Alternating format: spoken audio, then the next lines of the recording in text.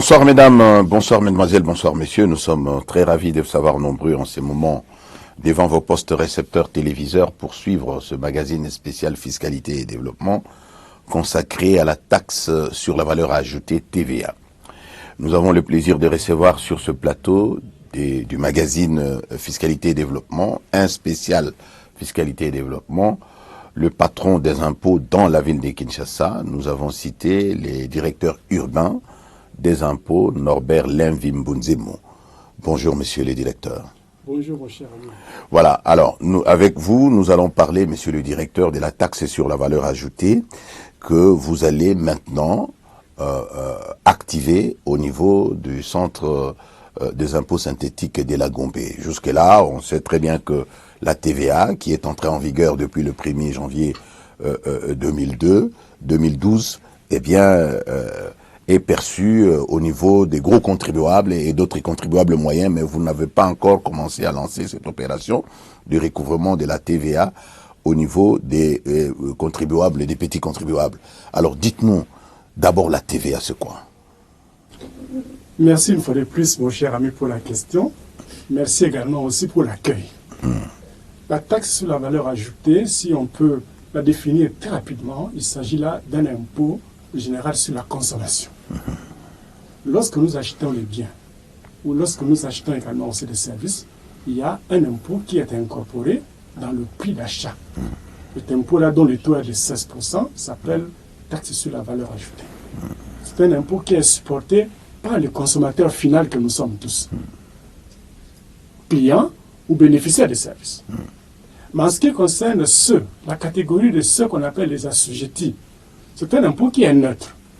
C'est-à-dire que l'impôt, la taxe sur la valeur ajoutée, qu'ils ont supporté lors de l'achat des biens et des services, est à déduire sur la taxe sur la valeur ajoutée qu'ils vont devoir collecter.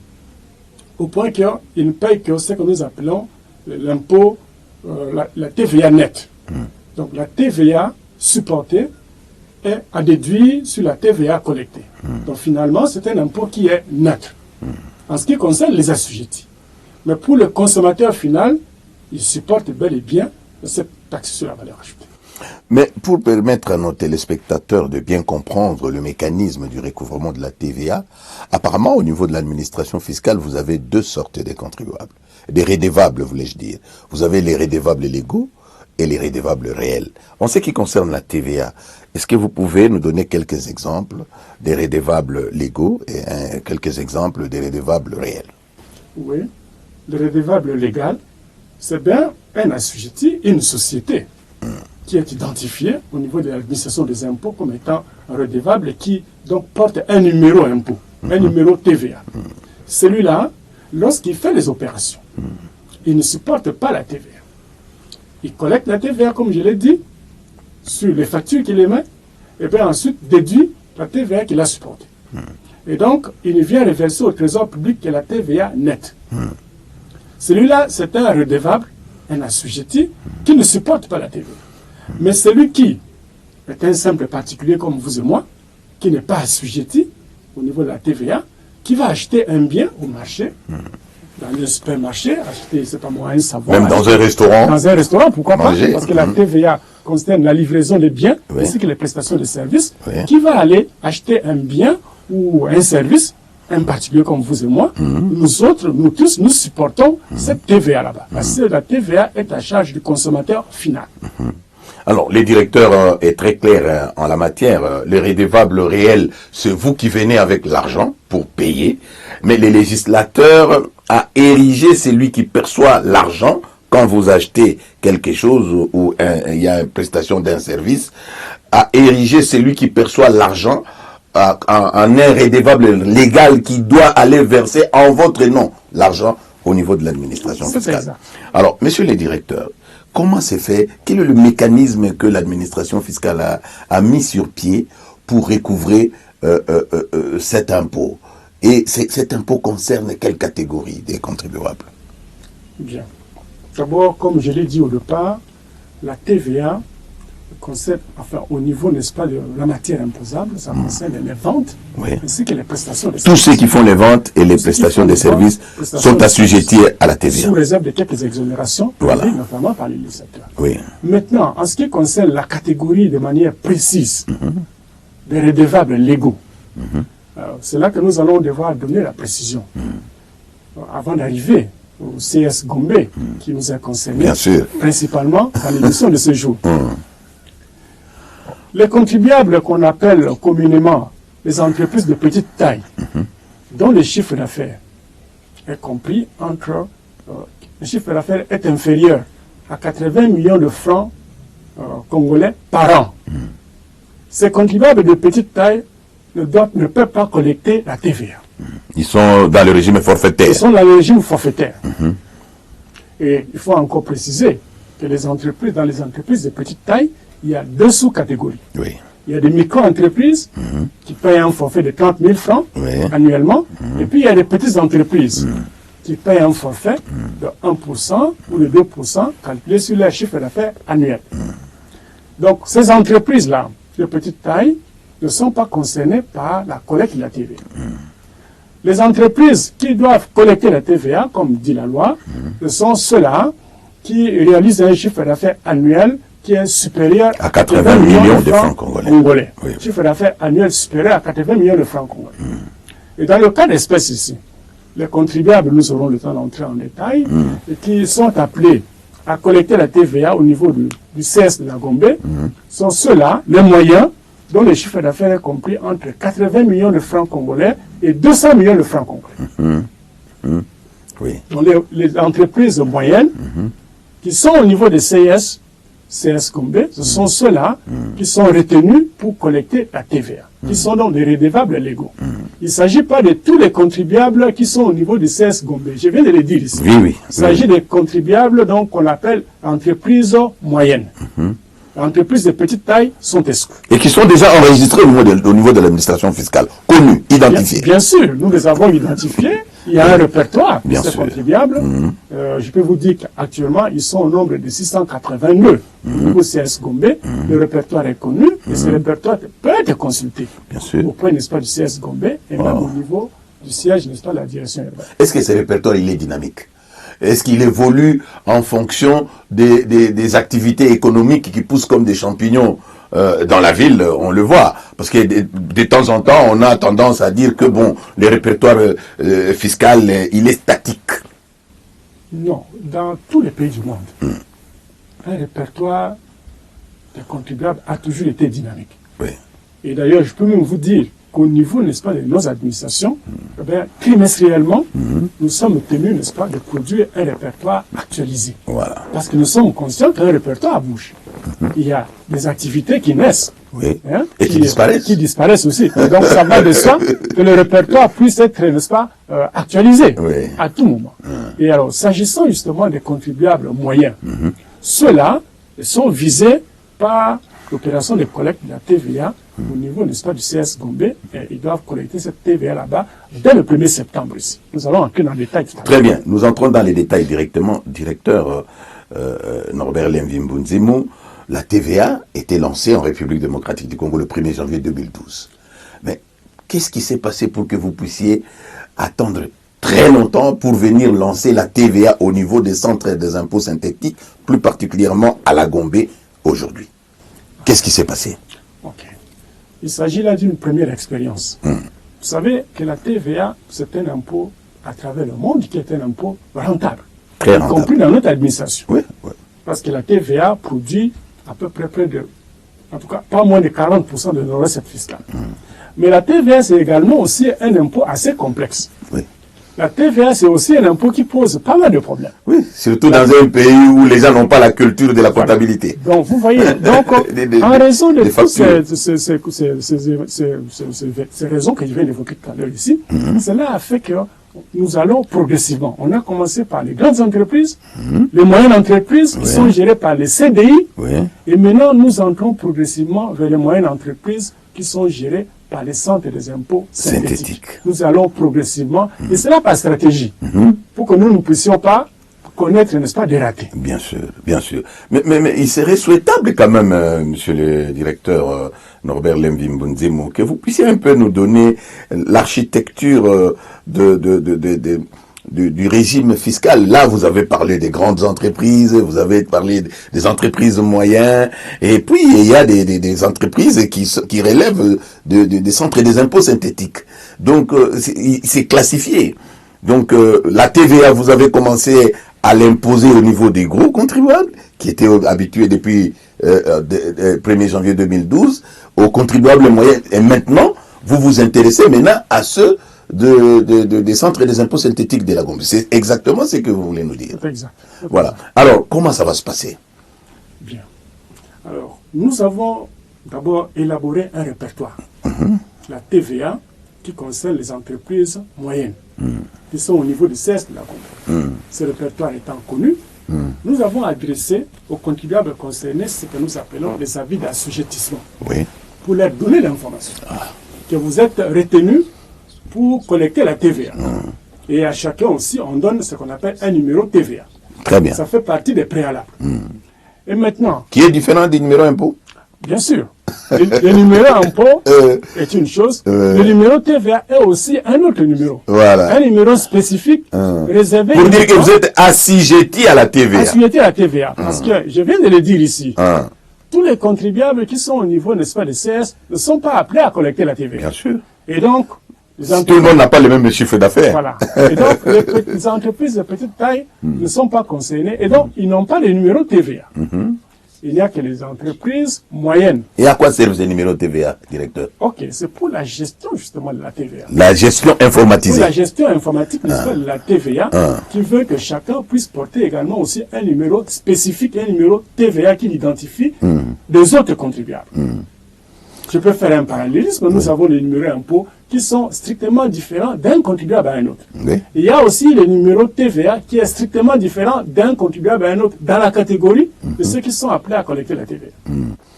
Alors, vous avez envoyé vos agents sur les terrains, on les a vus faire le porte-à-porte, et puis déposer même les invitations pour une grande rencontre que vous organisez au niveau de Fatima.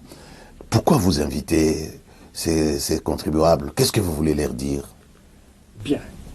Je l'ai dit tout à l'heure ici, la TVA est un impôt moderne, certes qui rapporte beaucoup de recettes au niveau, n'est-ce pas, du trésor public. J'ai dit également aussi que c'est un impôt qui est complexe. Oui. Ce n'est pas une innovation. Au niveau, Il faut être un initié pour comprendre. Il faut absolument expliquer aux uns aux autres comment fonctionne cette TVA. C'est le sens de l'invitation que nous avons lancée aux contribuables concernés. Pour que dès demain, mercredi, du mercredi jusqu'au vendredi, à partir de 9h, dès 9h, 9h précises, qu'ils doivent tous se présenter. C'est comme ça, cela est donné à l'invitation, pour qu'ils puissent suivre, n'est-ce pas, les notions fondamentales de la TVA. Oui. Et immédiatement, dès que les notions fondamentales ont été expliquées, directement, nous passons à l'étape pratique. On leur explique avec comment on remplit une déclaration à l'appui, parce que finalement, c'est ça qu'ils vont devoir nous déposer. Il faut éviter des erreurs. Éviter des erreurs, éviter, n'est-ce pas, des interprétations, n'est-ce pas. Si on remplit très mal une déclaration, ça risque de vous pénaliser en tant que contribuable. Nous allons en tirer. C'est ainsi que nous les invitons. Nous-mêmes, nous prenons l'initiative, dans le cadre, n'est-ce pas, de nos missions, de leur expliquer une déclaration fiscale, ligne par ligne. Comment on la remplit, et jusqu'à la fin. Et ils peuvent nous poser toutes les questions possibles. Et vous pensez qu'en une journée, ils peuvent comprendre, ou bien comment vous avez programmé les choses? Ils ont été répartis en 3 groupes. Oui. Ils sont à peu près 682 contribuables. Ils ont été répartis en 3 groupes avec une moyenne de plus ou moins 240 contribuables. J'ai dit ici que nous commençons demain mercredi, et mercredi jusqu'à vendredi, pendant 3 jours, en 3 groupes. Et le premier groupe, de 9h jusqu'à 11h, ils sont là pour suivre la même matière, les fondamentaux. Et à partir de 11h30, après bien sûr une pause café, pendant 3 heures de temps, nous sommes là, on projette la déclaration au tableau, et chacun d'eux a une déclaration sous la main, on leur explique et ils ont la latitude de nous poser toutes les questions possibles. Donc vous passez de la théorie à la pratique. De la théorie à la pratique, parce que finalement, ce que nous évitons, c'est de donner des notions théoriques à des contribuables qui finalement ne savent pas remplir une déclaration. Ouais. Il faut être pragmatique, remettre une déclaration, on remplit la déclaration, on peut poser toutes les questions à nos experts qui sont au quotidien en contact, n'est-ce pas, avec la matière de la TVA pour que nous soyons sûrs que ces contribuables ont bel et bien compris la matière. Et comme ça, pendant 3 jours, en 3 groupes différents. Et cela sous réserve à ce qu'ils ont toujours la latitude d'entrer en contact avec nos services. Nous avons, n'est-ce pas, nos services accueil et vulgarisation, Oui. le bureau compétent, qui, en plus de ses activités habituelles, peut encore davantage expliquer là où il y a encore quelques difficultés. Mais nous avons retenu ces 3 jours pour 3 groupes distincts des contribuables qui sont retenus pour la TVA. Bon, vous parlez de 600 contribuables ou assujettis à la TVA dans la commune de Lagombe. Est-ce que vous avez répertorié tout le monde? Nous savons très bien, les prestataires des services, ils sont nombreux. Vous avez des restaurants, il y en a plein. Vous avez des maisons ou des locations, ainsi de suite, qui sont assujettis. Donc, pas dans les termes de l'IREL, l'impôt sur les revenus locatifs, mais en termes d'activité économique qu'on trouve dans ces maisons. Est-ce que vous avez eu le temps vraiment de contacter tout le monde? Parce que nous craignons que vous ne puissiez vous intéresser à une poignée des contribuables, alors que d'autres qui sont aussi là n'ont pas été contactés, monsieur le directeur. Nous avons dit tout à l'heure qu'un répertoire, il est dynamique. Oui. Donc ce répertoire-là n'est pas fermé, il n'est pas figé, il est appelé à s'élargir. Et quelles sont les stratégies que vous appliquez pour élargir cette assiette fiscale, notamment en ce qui concerne l'imposition de la TVA? Actuellement, la première stratégie que vous connaissez, c'est le recensement de porte en porte. Voilà. Nos agents, nous, passent de porte en porte. Nous sommes à Lagombe. Sans entrer dans les secrets, dans les stratégies. N'importe qui n'habite pas. Mais nous avons des stratégies à nous pour pouvoir, n'est-ce pas, arriver à identifier ceux-là, les contribuables qui font les activités sans pour autant se faire connaître au niveau de l'administration. Est-ce que la tâche vous est facilitée? Parce que, vous savez, les gens qui habitent Lagombe, parfois sont têtus. Vous allez frapper à la porte d'un ministre, d'un général. Est-ce que l'accueil est bon pour vos agents? Ou bien, parfois, on essaie de se méfier un peu de l'administration fiscale et on complique un peu la tâche à l'administration fiscale. Ça ne peut pas manquer, mon cher ami. Vous comprenez, l'impôt n'est pas toujours facilement accepté. Ça ne peut pas manquer. C'est une Mais chirurgie du portefeuille. avec les efforts que nous faisons, en faisant comprendre aux contribuables que lorsqu'ils payent ces impôts correctement, ils contribuent aux charges publiques. Voilà. Et les charges publiques, ce sont les charges qui nous concernent tous. En payant correctement les impôts, en payant les impôts massivement, nous avons tous des retombées sous forme diverses, les routes, les écoles, ainsi de suite. Donc, c'est cet effort-là que nous faisons pour que les contribuables comprennent le bien fondé de l'impôt et ils pourront facilement y aller. Oui, en tant que patron des impôts dans la ville de Kinshasa, quel est le message que vous adressez à ces citoyens, ces concitoyens, qui sont considérés comme subversifs, qui n'acceptent pas d'accueillir vos agents et qui ne sont pas en ordre avec le fisc? Un bon citoyen. Un citoyen qui se veut digne. Parce que l'impôt ne concerne pas seulement les citoyens, les Congolais. Oui. Tous ceux qui ont accepté d'habiter notre pays, qui ont adopté notre pays comme seconde patrie, sont appelés à payer l'impôt. Nous leur expliquons que pour que l'État puisse veiller à la sécurité de chacun de nous, Oui. pour que nous puissions avoir les bonnes routes, pour que nous puissions avoir Payer les policiers, les militaires et tout ça. ainsi de suite. Voilà. Tout ça, ça demande. Mais d'où peuvent venir ces ressources? D'où peuvent venir ces ressources? Et aujourd'hui, tout le monde est fier de vous. Hein? La DGI est en train de crever les plafonds des On est en train de assignations. crever les- Nous nous arrêtons pas là-bas. Oui, oui. Nous voulons aller plus loin que ça. Voilà. Parce que l'impôt demeure la principale source de recettes dans un État. Une source souveraine. Souveraine, une source sûre, n'est-ce pas, de recettes. Voilà. Dès lors que les uns et les autres, donc les citoyens, les fils du pays et autres, qui habitent également aussi le pays, paient les impôts correctement, eh bien, nous donnons à l'État les moyens de sa politique. Nous nous servons nous-mêmes lorsque nous payons correctement et régulièrement nos impôts, et puis massivement. Mesdames, Mesdemoiselles et Messieurs, nous vous rappelons que nous recevons pour vous les directeurs urbains des impôts de la ville de Kinshasa, Norbert Lemvimbunzimo. Alors, nous allons parler encore de cette formation-là. Là, vous allez peut-être nous expliquer en vous adressant aux responsables des entreprises,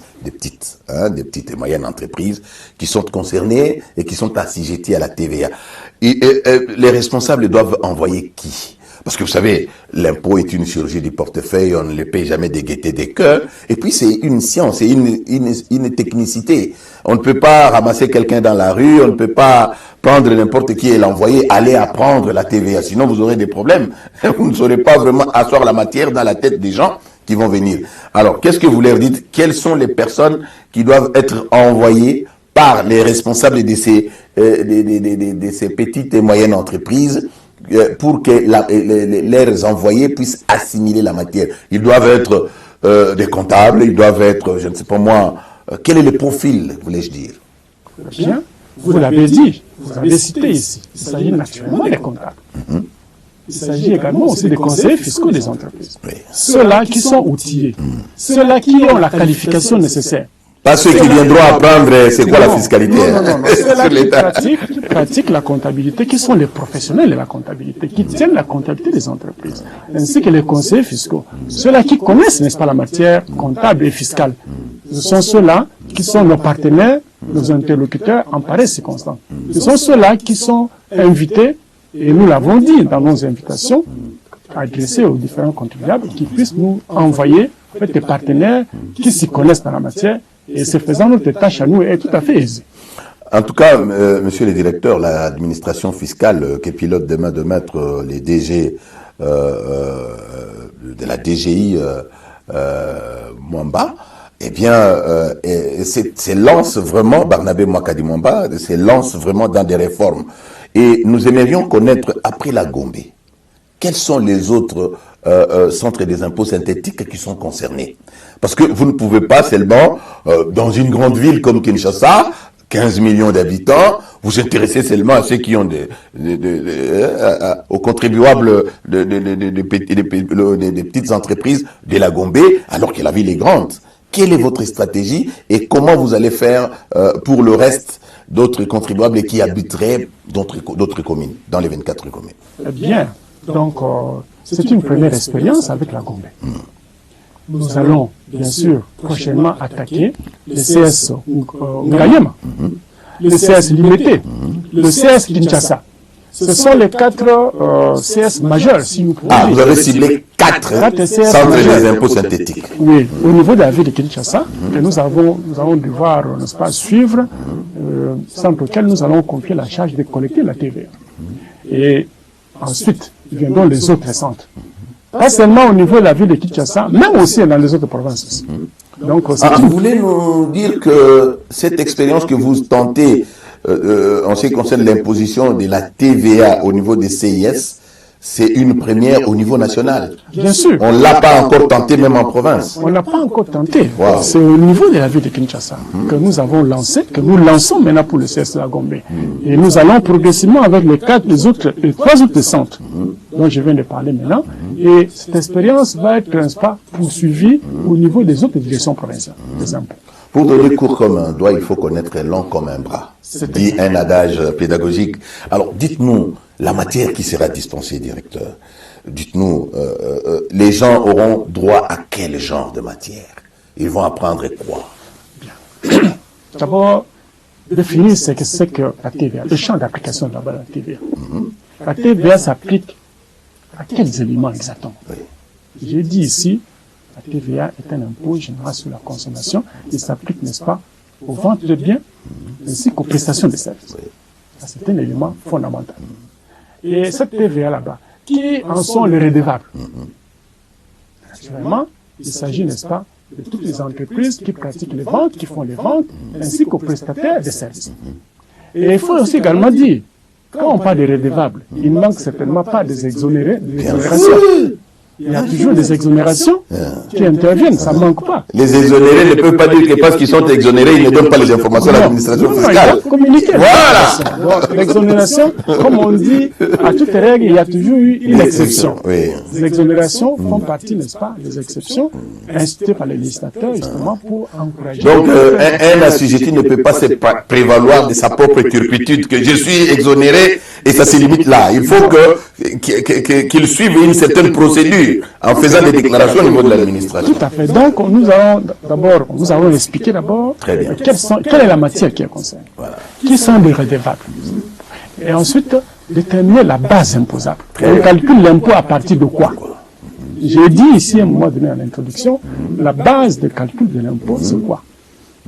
Vous prenez, n'est-ce pas, tout ce que vous avez collecté, comme TVA, tout ce que vous avez facturé à vos clients, et vous déduisez tout ce que vous avez en fait supporté en amont, la TVA donc supportée, la TVA collectée, et c'est la TVA nette que vous avez versée au trésor public. Voilà.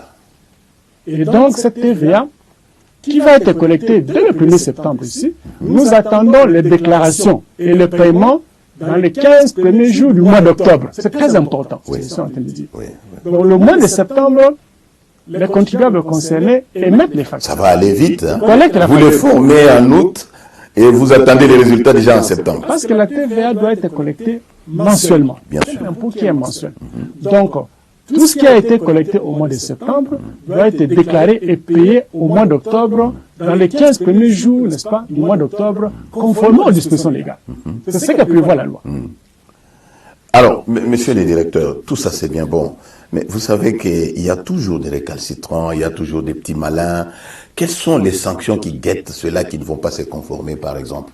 Et surtout ceux-là qui sont déjà répertoriés, mais qui s'absenteraient, qui diraient par exemple que non, écoutez, nous on n'est pas habitués à aller dans ce genre de choses-là. Est-ce qu'il y a une pénalité? Ah, bien sûr.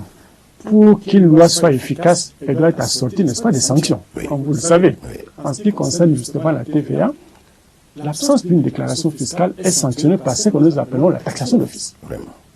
Donc, le contribuable n'a pas intérêt à subir la taxation d'office, qui est assortie de pénalités fiscales. Lorsqu'un contribuable, par hypothèse, en arrivant à la fin du mois, par hypothèse, je dis une hypothèse extrémiste, n'a pas pu faire l'activité pendant ce mois-là, eh bien, il est tenu de souscrire une déclaration en mentionnant sans activité. C'est une obligation légale.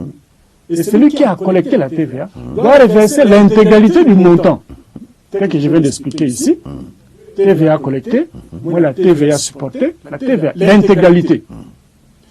C'est aussi l'occasion pour signifier, pour informer les contribuables qu'ils ne peuvent pas déduire abusivement la TVA. La TVA à déduire est une TVA qui réellement a été supportée. Il ne s'agit pas d'aller nous amener des déclarations en déduisant abusivement la TVA.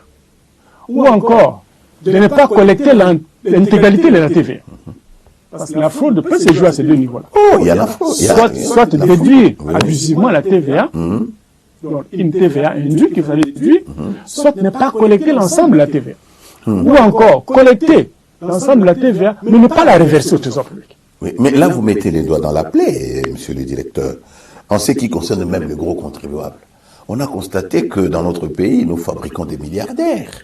Les contribuables, les redevables légaux, voulais-je dire, les redevables légaux qui collectent la TVA des redevables réels au niveau des supermarchés, au niveau de prestations des services, au niveau même des restaurants, ne reversent pas la totalité.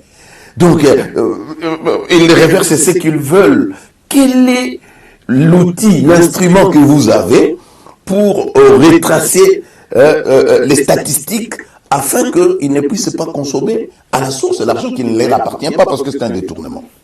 Bien, mais nous avons également, le service des impôts fonctionne aussi en partie comme un service de renseignement. Ah, Donc, les contribuables qui collectent, n'est-ce pas, la TVA, qui ne la reversent pas, nous avons aussi un minimum de mécanismes pour en savoir... attendant que vous puissiez mettre sur le pied En attendant les que- caisses enregistreuses. Voilà, en attendant. Eh bien, Donc vous allez- nous avons un minimum de mécanismes pour pouvoir connaître, n'est-ce pas, ce qu'ils ont pu collecter, n'est-ce pas, comme TVA, et qui n'a pas été reversé.